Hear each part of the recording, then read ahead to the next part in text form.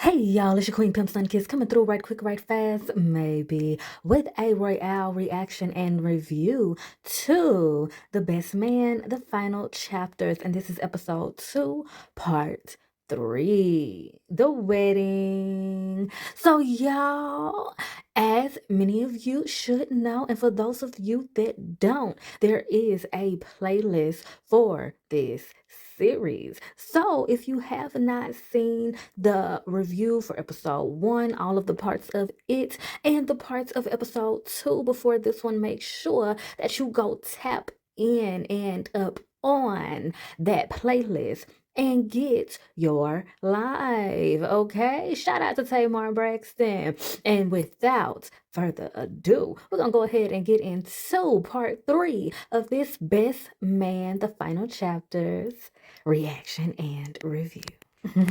All right, so on the last part, we left off with Shelby summoning, bribing Candace for her assistance with a whole spa day, rented out the whole spa for Candace's assistance. We're going to find out what that was for in just a second, right? Okay. And also, Quentin, or should I say Quiamara, had an awkward surprise moment with a poster that has Ziamara being the face of their business, literally the face and body. With his daddy's name on the poster, if I'm not mistaken, child. Drama in the palace. But honey, he has another awkward moment with Harper and having to defend his love for Ziamara. Against Harper's doubt, child. Harper and his doubt, that's one heck of a battle. But we pick up in this episode at the bachelor party. And as you may can see, it's a little empty. And your boy Merch is quite frantic because he is slipping with the stripper situation, honey. The girls are late and he trying to figure out where they at. Where they at? Where they at? They said they would be here twerking. And while he's checking on that and double, triple checking about everything else that he's probably missing, Quentin is like, singles. Singles, man. We need singles. So we can't make it rain. Make it rain. Make it rain. And Merch is like, yes, singles. And then he's like, got a blast. He didn't say that, but that's exactly what he's given because he is taking this role so serious. And I am so here for it. But Quentin is not right now. Quentin is quite over it. And he looking at Harper like, bro, really? Like, this is what you did? This is what you like? This your king? My dude. So Harper excused himself and finds himself over to the bar where Lance be. Shout out to Funky Dineva. And so they start having a conversation amongst him ordering a drink. And this ends up with Lance having a very breezy moment with Harper and saying how, he was absolutely right and suggesting that the trip would be great for him and would be great for his healing and his rejuvenation and everything. And he was like, everything's on the up and up. Harper makes a little jokey joke. And it's like, oh, everything's up, oh, okay. Because, earlier in this episode, Lance reveals that he has some up and up, quote unquote, okay? You getting me? He has some up and up issues with the ladies. And he like, your boy Lil Lance, Lil Lance is coming on back up strong. He is the comeback, bounce back king. And he gonna be back with us through and through real soon. Don't worry about all that. But for the most part, my mind, body, and soul is all in the right place. And I'm just very happy to be here. I'm very happy with life and everything. And I really appreciate you for the part that you play in this. And it is very refreshing to see amongst Lance and Harper because, baby, it has been a long time coming. And we know that Lance, while he is quite delicate, tender, and sensitive, and we love him for it, he is also a tough cookie to crack. And Harper is ever so appreciative of being in this moment and being able to be embraced with Lance's tenderness and delicateness and whatnot, okay? And he is like, I'm glad that I'm being able to be great for somebody because he's been having a hard time pleasing people, child. He stay having a hard time pleasing Robin for the most part. He's having a hard time. He be getting on everybody else's nerve. And he is kind of struggling to satisfy Quentin as it concerns his best man role, honey. So him being cool and in this good energy bonding moment with Lance, I can imagine is very, very elating for your boy. And he, expresses that and goes on to say, because, Lance kind of notices that he's a little off or whatever. So Harper starts to explain to him, I've been kind of stressing and overthinking about how everybody else is going to feel about this book turn movie thing. And I haven't even thought about how I feel about it. And he expresses some very realistic feelings about him knowing that he doesn't want to be broke again. So we know that a heavy motivation for him is money. And I definitely feel like this is coming from some sort of lack mentality. Another reason why I want to get into their childhoods, because I want to see what influenced and what ultimately traumatized Harper to a point where he prioritizes money in such a way, and where this lack mentality comes from, to where he is not so much so thinking of his own morals and values when it comes to decision making, but also coming from a place of fear and a place of fearing lack. Therefore, being in a place where you are feeling and being consumed with the lack mentality. And this is kind of similar to also how Robin functions, but it's in a slightly different way, and we'll talk about that when we get there. But he expresses more real feelings about how he doesn't want to be a sellout all at the same time. He doesn't want to come from this place where he feels like he's just chasing money and being a excessive capitalist and this, that, and the third, And Lance expresses to him, you have to balance the scales. Keep your integrity and get that paper. And I believe what Lance is getting at when he says that is to still consider your morals and values and be honest about that, and don't bend. So don't just outright deny the opportunities, but go about the opportunities in a way that is respectful to yourself, respectful to your own morals and values, and respectful to your own boundaries. And it will inevitably be respectful to your loved ones and your audience. Which would also mean don't just do things for clicks and views and shock value and to be scandalous and salacious and trying to draw that type of attention and all of that. Do what is true to your heart, and do it in a way that is true to your heart. And before we move on, I just want to bring notice, if you will, to kind of this other spiritual element that is implemented in the show concerning kind of this like unspoken yet seemingly felt healing effect that Jamaica seems to have on people.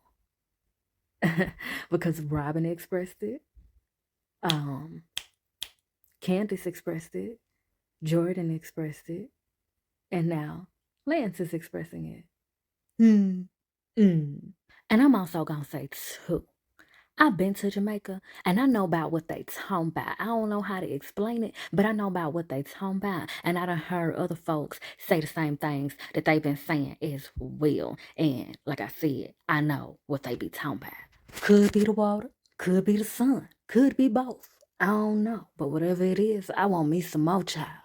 Their conversation is interrupted by Merch's announcement of the Shaker Girls arriving and him having come back to announce them, honey. So they stroll in. So far, so good. Then he starts feeling himself way too much. Bust this girl all in her face, honey, and gets snapped on as he so deserves. Because, sir, stop just swinging your arms all over the place. But he swiftly moves along, gets everything set up. He paying people all at the same time, handing out ones and carrying on. Gets Quentin settled down, gets him a couple of girls all gathered around. And then here comes Candy with an announcement of her own, honey. She got a lady of her own to introduce. And child, we find out what Shelby wanted from Candy. And yes, she wanted specifically Candy, not Candice, but Candy, to show her the moves, child, to put on Quentin. And even though she almost busted her conjunction and Quentin was about to act a clown because he was not here for it at first, but your girl showed out. She showed her hind part figuratively and literally. And I love how Melissa, I finally know her name, honey. I finally know her name, Melissa. I love how Melissa is keeping the awkwardness of Shelby all while doing the dance moves. Because even though she killing it, it still got that quirky, snobbish, awkward edge to it. But we still love to see it because she is getting that shit, honey. She is getting it. And shout out to Bondi Blue right quick, right fast, because she put it on my mind that one, Candace plays a stripper and Regina Hall in real life is not a dancer at all. And she faked it till she made it with the first movie doing the stripper role. And also to now have her character have taught Shelby, the other awkward girl. Like Shelby's awkwardness, the awkward part, not the bitchy part, but the awkward part is probably closer to Regina Hall's personality in real life in certain ways. So shout out to Bondi to putting it on my mind, the irony, if you will, of having Regina Hall's character having taught Shelby this stripper routine, this dope stripper routine, in order to snag back, quote unquote, her man. Even though it really did turn out to be her man, honey, but we'll get there when we get Bondi there. Also pointed out in her review that this scene is reminiscent of the scene from the first movie at Lance's and Mia's reception, where it was Quentin doing the whole striptease thing on Shelby, making her all uncomfortable and shamed and bashful because both of them, he had caught the veil and she had caught the flowers, the bouquet, and they had to do they whole dance together thing. And baby Quentin was laying it on thick, rubbing her leg, biting and licking all on her, all subtly and carrying on, and telling her, tell me you like it. Tell me you like it. You know you like it. And so she done flipped the script totally on him and turned it up a notch with the choke and the kiss and the booty all in the face and then some. And your girl even gives it a twirl and collects the dollars on her way out. And baby, we love her forward and we love to see it. And like I said, Quentin wasn't here for it at first, but at the conclusion, he started talking about merch. Merch, you did that. Merch, you did that. And merch is all bucked up. Like, oh yeah, yeah, I'm that dude. I'm that dude. I'm that dude. They just had to teach him that word, honey. So Quentin ends up getting a text from Shelby to meet him out by the pool, the pier, beach, water, whatever this water situation is. We get a good little view. And then we get with Robin here having a meditative moment. And the aspects of her meditative moment is definitely something that I will be doing a separate video on to discuss. What is this feeling that Jamaica gives to people? Because like I said, Robin has also been having that experience and has been making a thorough effort to take it all in any chance that she gets, and also making the chances for herself, like this one right here. And it's not a very long scene. She's just sitting here by the pool, getting her life, getting her vibe, meditating, talking to herself, and she has some sort of epiphany that lets her know that she is home. And baby, keep that in mind. We're going to stick a pin in that because that's going to come up in the rest of the episodes. Because it could be assumed that she is home in Jamaica. Yeah. Jamaica is said to feel like home. But, yeah, like I said, hold that thought. So we pick up with Shelby at the meat spot. Okay, and she is getting herself ready. She is ever so optimistic and enthusiastic, and she turns around to see who is there, and it ain't Quentin, baby. It is Harper coming up talking about, honey, this is getting embarrassing. This is getting ridiculous and out of hand. We done booked you a flight. You got to leave in the morning. You got to get up out of here. And she like, bro, get out of here. Ain't nobody trying to hear that mess. You just tripping because you saw my breasts. You just tripping because you saw my booty. Ain't nobody worried about that. Ain't nobody worried about you, Harper. And she talking him down and whatnot. He trying his best to plead his case, of course. But she is eating him up just for Xiomara to be coming around the mountain when she comes. And let's be clear, okay? For entertainment purposes, I'm here for Shelby's antics. And for those of us that have seen the series, we know that their love story turns out to be a divine one, if you will. Howsoever, there are a lot of unsavory and morally incorrect things that Shelby is putting down in efforts to get her man, okay? And I just want to raise a little debate, if I can, if you will. You know how I be like, you know what I'm saying? Be sure to bless my comment section with your questions and conversations. Well, here's a conversation. When is it appropriate?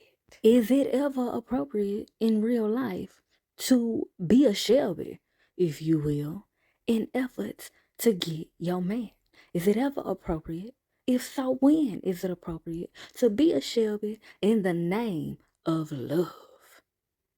And I'm talking about Shelby is doing a lot, honey. And this man is engaged to another woman, honey. And she done had all this time. What y'all think? Be sure to bless my comment section with your questions and emphasis on conversations. That conversation that I just dropped. Let me know something. In that who, like I said, Xiomara is coming round the mountain as she come, looking damn good as usual. And Harper is up here all awkward and whatnot as usual. Like, y'all need some help, y'all good, y'all sure y'all just want to talk along. And I love the two sides of the same coin of it all. Shelby is like, boy, bye. Xiomara just puts her hand up and gestures to him to escort himself away from the premises. And he does so for them to have their woman-to-woman conversation. And they do just that. And as you know, the girls, they are very nice, nasty. Emphasis on nasty. So Shelby is like, what? And all of a sudden, Xiomara knows Shelby's name. She like, hey, Shelby. And Shelby's like, oh, now you know my name. And Xiomara's like, I've always known your name. You're like my favorite housewife. And I just want to give you some advice. Icon to housewife. Woo, the shade. Woo, tiff. Xiomara, child. I tell you, when she takes a shot, she don't miss, huh? She hits her with it, says, girl, I thought this was cute at first. It was kind of admirable. But now, I feel different. I feel like you embarrassing yourself. I feel like you're selling yourself short. I feel like, you could have had him a couple of times. Maybe had him once, but I got him all the time. But do you really want to give that example to your daughter? Like, is that really what you trying to display to the youngin'? And Shelby is just like, wait a minute, holla. All this shade, different color. Keep my daughter's name out of your mother fudging mouth. And I ain't playing Zia. And Zia's like, baby, how about you keep my man out of your mouth? Huh? How about that? Keep my man out of yours. And Zia lays the cherry on top of the reed and says, baby, losing ain't easy, but somebody's got to do it. And if you're gonna do it, honey, be truthful about it and stand 10 toes down in it. Now, she ain't say it exactly like that, but that's what she said in the style of your queen, Pimp Sunkiss. period. And she said, baby, your flight leaves in the morning. All your information, everything you need to know is in your phone. And Shelby once again is like, wait a minute, holla. All this crazy different color. How you know about what's in my phone? Child, is Zia a tech whiz? Is she the CIA? What is happening? She must be a rapper, baller, doctor, dentist, corner boy, cook, chef, chemist. Yeah, child, let her tell it. She is every woman and maybe your daddy too, so ain't no tip. But she just leaves it at, baby, I'm Ziamara, and walks off. But Shelby holds her up a little taste and it's like, girl, let me tell you something. If you hurt him, it ain't gonna be enough jobs, accolades, wigs, green eyes, security, photo shoots of fake names to keep these hands from getting to you. And with that being said, I got another question and conversation to drop on y'all. Who y'all think could win that fight? The overall war and the fist fight? Who y'all think will win, child? Because I ain't gonna lie, both of them kind of crazy. We seen what Shelby is capable of. She strolled up on the man's job and started wreaking havoc. And then Ziamara apparently likes to play with fire. Literally. So, that would indeed be an interesting celebrity deathmatch episode.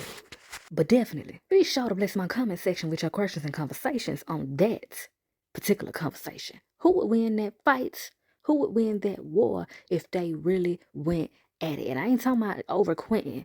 I'm talking about if they went at it to the death, no mercy, just off GP. In that hoop. And we get a quick scene with Shelby talking to her daughter on the FaceTime and telling her that she miss her. And her daughter is also asking about quote-unquote Uncle Quentin. And there are quite a few things about this scene and about Shelby's daughter that I am going to save for some later episodes because I don't want to jump too far ahead in earlier reviews. I would rather do a hindsight type situation. But what I can and will say about this scene is that it seems as though Ziamara definitely put something strong on Shelby's mind. She immediately called her daughter, which I'm sure she would be in the fact that she plans to leave the next day. But it is also well to note that even though Shelby is still not perfect, she's definitely a work in progress, definitely as it concerns her motherhood. But it is refreshing to see the impact that her daughter has on her. She lifts the veil off of Shelby. She takes the mask off of her. She reveals who Shelby really is at heart, for the better and for the worse in certain ways. But like I said, I'm going to save a lot of that conversation for future episodes. So we then also get a quick scene with Jasmine and Lance. And Lance is once again waiting in her usual spot to go on the morning jog with her. And so she's noticing and clocking this behavior and takes that as a sign that she needs to go ahead and spill her own tea before things start getting out of hand. And what is her tea, you say? Child, she's engaged. And of course she would be. Isn't she lovely? And she says that, and Lance is shocked. He's taken aback and then a fourth in. She is a bit disturbed, discomforted, and uncertain about his uncertainty and the awkward energy of it all. And he breaks up the tension by saying, well, hey, congratulations. Let's still hit that jog. And she's elated by that, and they still hit that jog. And that is definitely, not only is it growth, but it is also another refreshing quality that Lance has that separates him from most men, where in fact he is a bit of a gardening tool. But he is also able to relate and kick it and form bonds with women outside of there being any type of sexual or romantic intent. He genuinely likes this lady for her personality, her presence, and her spirit. And they run off into the sunrise for the moment. And then we transition into another beautiful view. And we pick up with Quentin in his daddy. And this scene made me wonder even more if this is an arranged marriage, and more so arranged in a way where his daddy is pressuring him to do it. And this is also because his daddy is saying things like, oh, you hit the jackpot with this one. And Quentin is looking very uncomfortable as he's saying that, and like he's just tolerating it, going along to get along, if you will. And he starts kind of comparing Ziamara to Quentin's mother in a way that makes me feel like he liked what he could get out of her more than it being like a real, true, passionate love thing. And Quentin's reactions to him are very much so like, yeah, I bet you do. Yeah, I bet that is what you like. Yeah, I bet that is how you move. Yeah, yeah, I feel you. Yeah, keep talking. And it also makes me feel like he has Shelby on the brain. And with that said, their exchange is interrupted by Harper and Jordan entering the scene. And Quentin is like, bro, I'm paranoid. I think I'm paranoid. And he gets reckless by the mouth, calling Shelby an unstable creature in the unsavory form of the phrase, of the word. And Jordan is like, hold up, that's still my friend. Watch your mouth. Watch your mouth. And Harper and Jordan is like, you ain't gotta worry about none of that no way because Shelby is on her way out. She at the airport already. She is getting ready to get gone. And Quentin is shocked and trying to play it cool, like he happy about it, like he ain't worried about it. And he like, she really gone? Like for real? Like for real? And you can tell that you know what I'm saying? He off the deep end with it at this point. And Harper is like, so you want to go check the airport and see if she gone for real, like right now? And he like, yeah. And they rushed off to go do that, child. They rushed off to go run her down. And Dad ain't with it, but he really ain't got nothing to say because the decision has been made.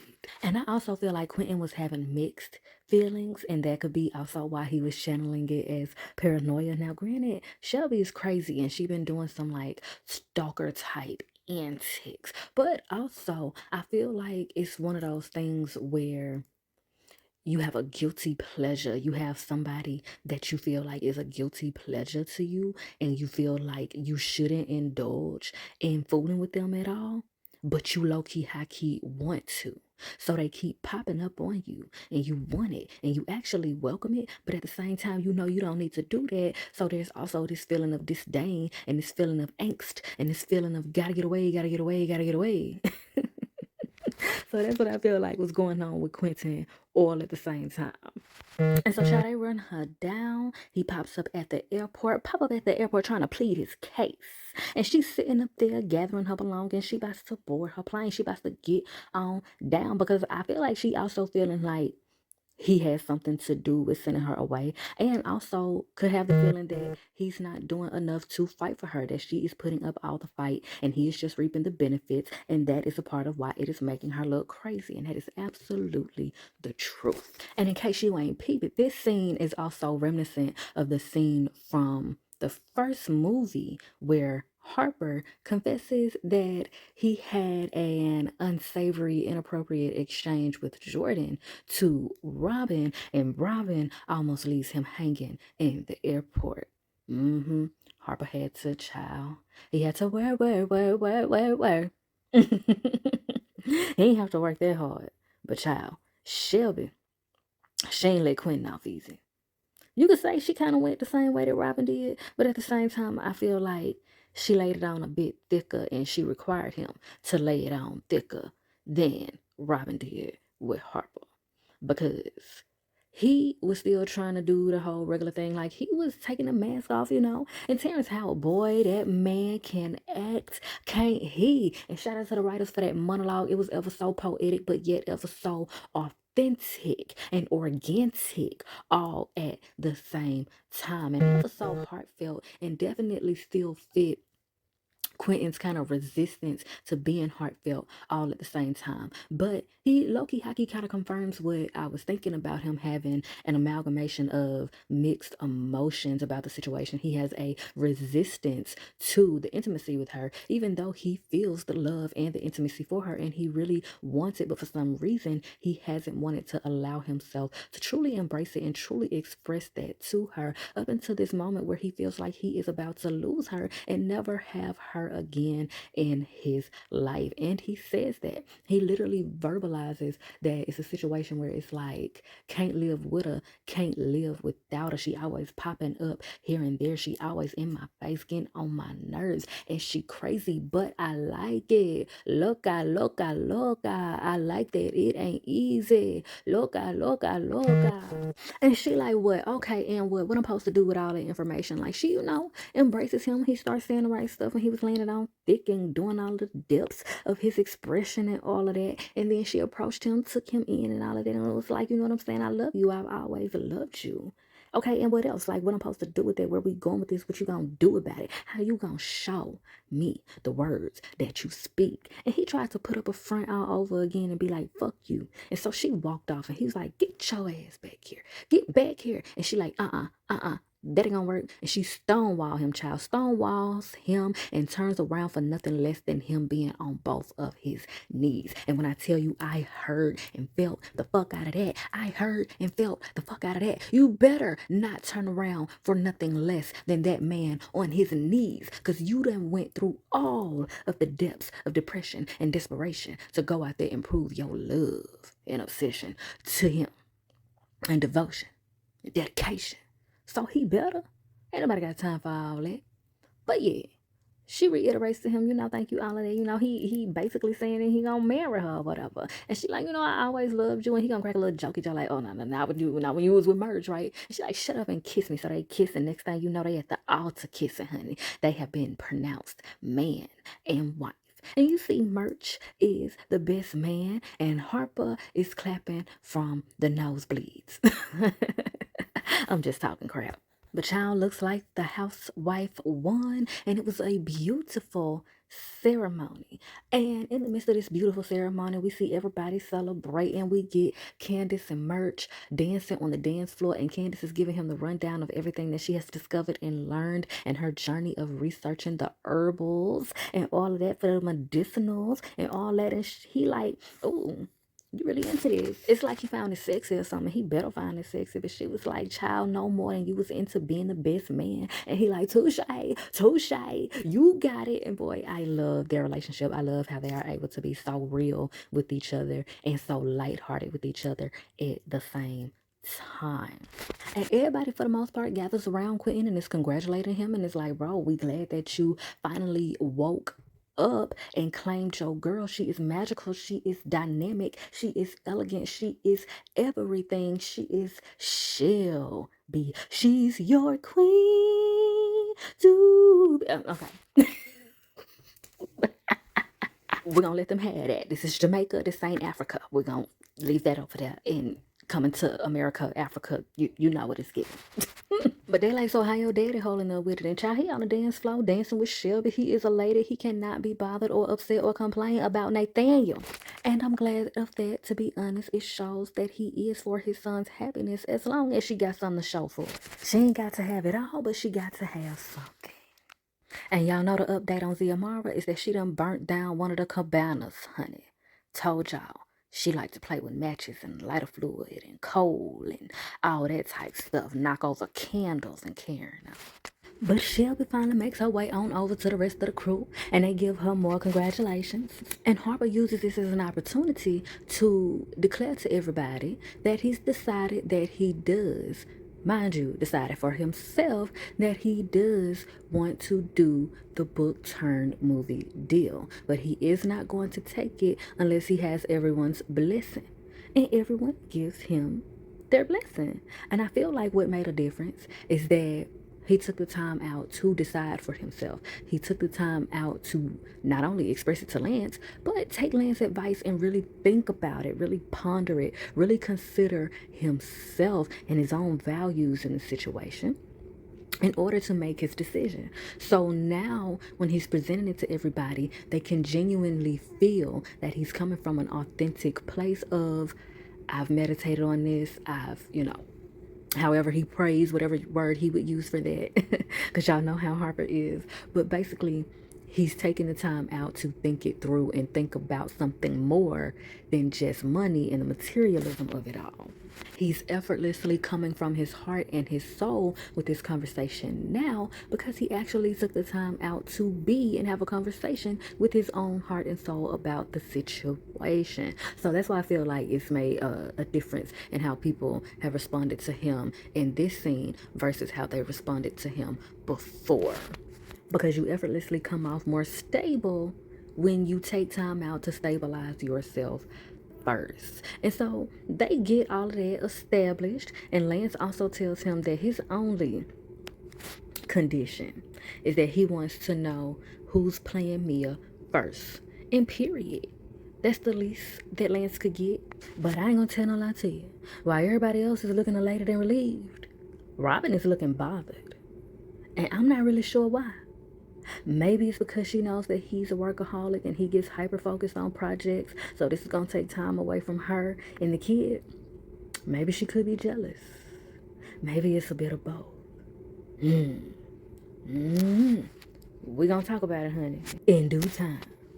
But we segue into Quentin and Shelby stepping off to the side, outside for that matter, as they are getting ready to call Shelby's daughter in order to give her the news about the wedding. And he's, all with the anticipation of being like, how we gonna present it, what we gonna tell her to call me. She could call me stepdad, uncle, grandpa. But Shelby is like, or maybe she could just call you dad. And he like, I don't want to take the place of her real father. And she like, well, you are her real father.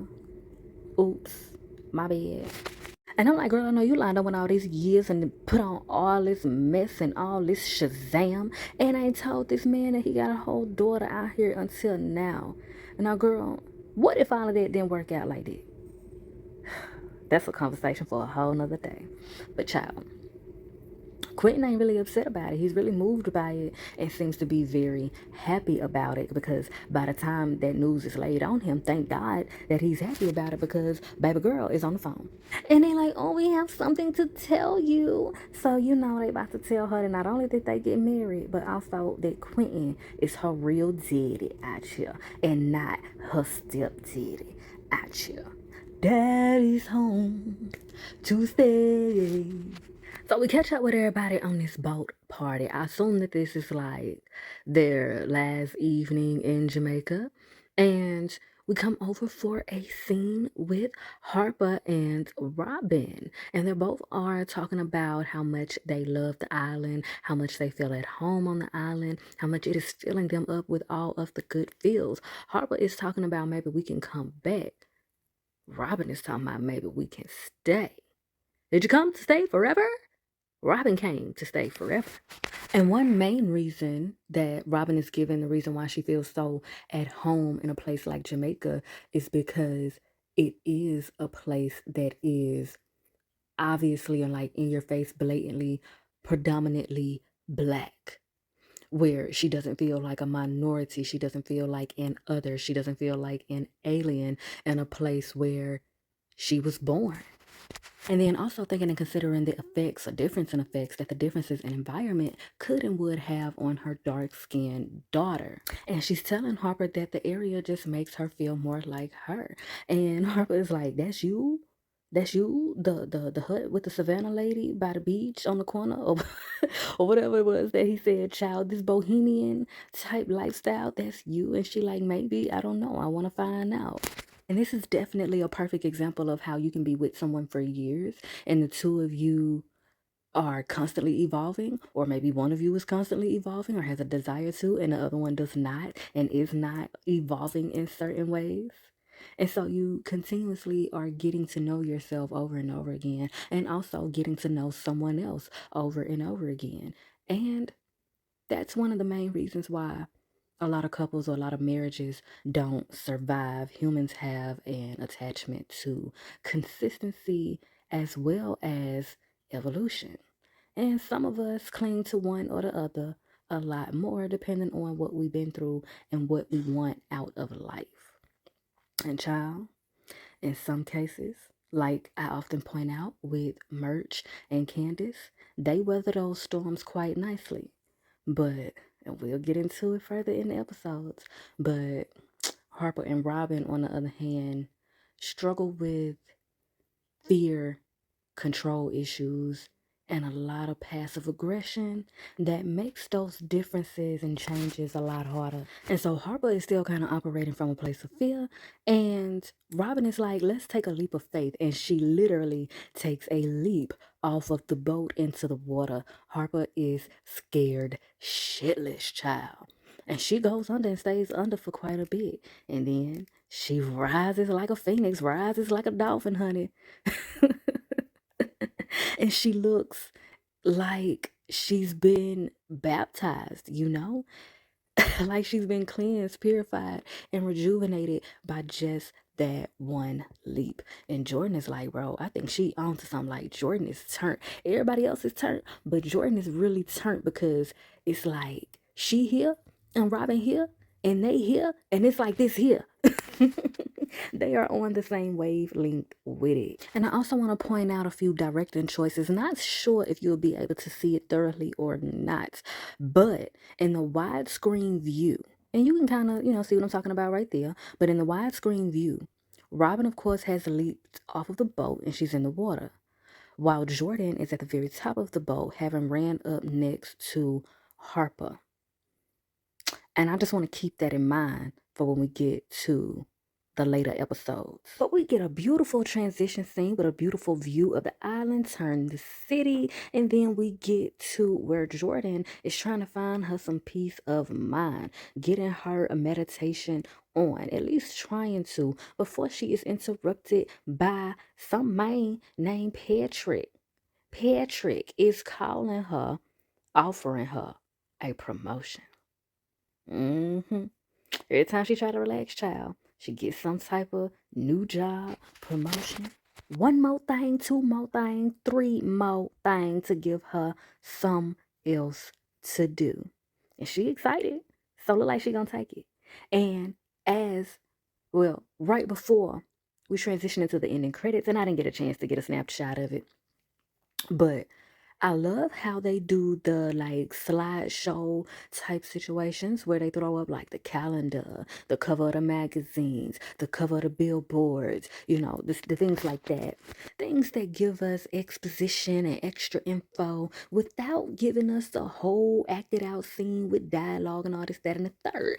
They do a really good job in this show at fast forward, moving you through the timeline and filling in the blanks and tying everything up. Really great job. So they throw up a shot of the cover of Varsity Magazine showing that Jordan has received a promotion. And, the labeling is given anticipation of seeing how she's going to handle said promotion. And then we also get a snapshot of Harper on the cover of a magazine or some type of book, and it's showing the anticipation for his book turned movie. Your boy's having auditions. And baby, that is it. That is all. That is the conclusion of the review, all of the parts for episode 2 of The Best Man, the final chapters. The third act of this episode definitely had more fun and happy-go-lucky type funny moments and stuff. Couple of filler scenes, and filler don't mean bad. Filler don't mean unvaluable or nothing like that. So don't take it like that when I say filler. I'm just saying the third act had more stuff that wasn't like so deep, didn't want you to get too deep off in your feelings, really wanted to keep it moving and have a good time and get to the celebration and enjoy the people. And also it's like starting a lot of new beginnings. So this episode as a whole was real life about bringing certain things to an end in order to evoke new beginnings. And I absolutely do say job well done, because it's real tight knit. And I had a magnificent time, and I hope you did as well. And with all that being said, if I do say so myself, I have milked this couch right, and I am thoroughly appreciative for the exchange of vibes. And if you're feeling synchronized, please do me a divine design and like, share, and subscribe so that you can be one of the first to be back through these queenly waters for the next time. And be sure to bless my comment section with your questions and conversations. And as always, I bid you all light, love, healing, and liberation. Emphasis on liberation. Mwah.